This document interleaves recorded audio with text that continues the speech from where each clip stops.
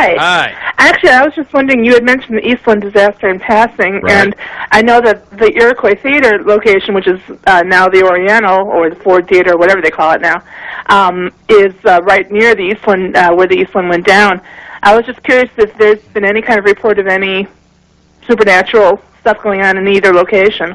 Absolutely. In fact, the way I've been doing my tour here this past Halloween season is calling it a pair of disasters. We start with the Iroquois Theater fire, and then we go right to segue into the Eastland. The Iroquois is a brand new story for me this year, and we're rapidly coming up to the 100th anniversary of the Iroquois Theater fire, which was December the 30th of 1903. 600 people then. And 600 people. But it was even worse than that. A lot of people, of course, were just killed in their seats with the fireball as the curtain sparked, and it caught on fire back then. 600 people died altogether, but of the 600 who died, 125 perhaps died in even more tragic way. Those who died in their seats asphyxiated or burned to death, that's one thing, but some were trying to escape, and they got to the second and third floor fire escape doors and opened the doors. What do they find? A straight drop down. The theater had been built earlier this year. They had skimped, and they didn't have all the fire escapes. They didn't have them completed. You didn't have stairs, ladders going down. So imagine you're standing there looking straight down from the third floor, and somebody behind you bumps you in, and down you go and plop upon the pavement. And it was like the World Trade Center, but in miniature. You didn't fall as many floors, but it was still tragic. And 125 died in the alley, which has been known as Death Alley ever since. It's Pearson. Couch Place. Couch Place, and that's Ivor Couch we talked about earlier, of the Couch Mausoleum over there at Lincoln Park, named after Couch, who owned the Tremont Hotel. So, a very, very different type of haunting that takes place here. We're all used to Freddy Krueger three-dimensional apparition, something you see visually. And, of course, we've heard about the olfactory things you smell, or the cold spot that you feel, or the auditory things you hear, the phantom footsteps and all that.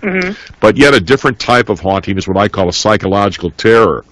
It's just like a horrible feeling of dread, sadness, tragedy comes over you, and you want to be out of that alley as quickly as possible and want to get as far away from that spot as possible. It's just like you don't even think about it till you're maybe hundreds of yards away, and then you realize something made me leave. Something very, very horrible happened there, and it's that kind of psychological terror that haunts that alley where the Iroquois Theater where they died trying to escape from the fire doors, from the fire escape doors. Is there a long history of that kind of sensation? In that location? At that location? Yes. I'm not sure. I began to hear about it earlier this year, so I began to gather some data on it, and it's not that bad looking during the day, but even so, it's sort of a dreary and strange. It's an alley actually, but Couch Place is a full-blown street in other parts further west, like around Halstead and further. But I'm not sure how far that goes back, but I began to work on that earlier this year and collect some information about it, and it does have that overwhelming appearance here of something really nasty. Have you had an experience there yourself? No, actually I haven't, but I've been researching more on the history of fires in Chicago and everything like that, and I've been reading up on Iroquois and Our Lady of Angels and all that kind of stuff. The Our Lady of Angels fire certainly left behind a legacy as well of psychic events.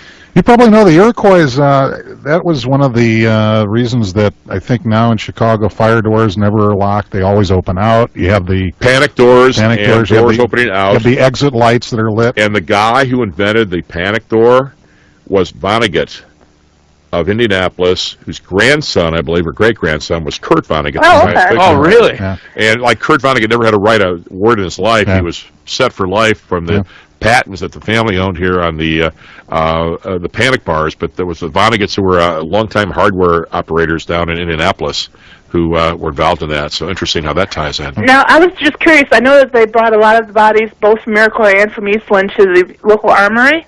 Has there been any kind of stuff around there either as well? Or you know all this without taking my tour? Yeah, I guess that was a big history. Yeah, because the 2nd Illinois Regiment National Guard on Carpenter, which was between Washington and Randolph, almost 1 block long.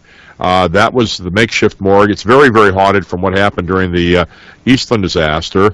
and they turned that into a makeshift morgue for 6 days to bring the dead from the steamship Eastland, 1915, and people would walk along the rows of corpses and pick out their loved ones, and it went on for 6 days because you had so many dead, number one, and you had 22 entire families wiped out on the Eastland boat, and so then after that, the situation was that the armory eventually became privatized. You know why there's an armory there, too, by the way? Because of the Haymarket riot. Right. You had to have troops in the area to put down those pesky workers if they started getting ornery again. Okay. Mm-hmm. So that was like the presence of troops there to put down the working class if they ever got up in arms again, like the 1868 Haymarket situation. So eventually, of course, threats of revolution died out, and the armory was privatized and put to other uses. And then in 1989, that's when the property was purchased by Oprah Winfrey, and Oprah brings in her architectural firm. They do some stucco facade, external walls, and the fancy glass block corners. But, I mean, the soul of the building is the same, nonetheless. That's Harpo Studios? Right, and so Oh my gosh. Oprah, does her facelift on the building. And then 1993, my buddy Denny Johnson from Berwyn, good reporter buddy, who freelances for many publications like USA Today, calls me up and he tells me he's interviewing security guards who are having all kinds of ghostly things happen. They would chase a woman dressed in a gray early 1900 outfit into a corner in the basement. She'd disappear. They also would hear oompa music and polka tunes, but nobody had any strange CD in the boombox. There would be the sounds of adults eating, drinking, partying, carrying on, children scampering about, running and playing, and, of course, the old-fashioned perfume scent that wafts through the building, the lavender lilac scent of long, long ago. And so, despite threats from Oprah Winfrey's legal staff, Denny ran with that story. It was published in the National Enquirer back in '93. And 3 years later, in 1996, on her program, which I caught by chance that day, a program called The Secret Life of Buildings, and Oprah admitted on that show that her building was the armory where they brought the dead bodies, and she said she was reluctant to be there after dark because she thought it might be haunted. Wow. Ooh. So there we go. We've got the tie-in here with Chicago's wealthiest woman, and dead from a 1915 disaster, and just all comes around full circle.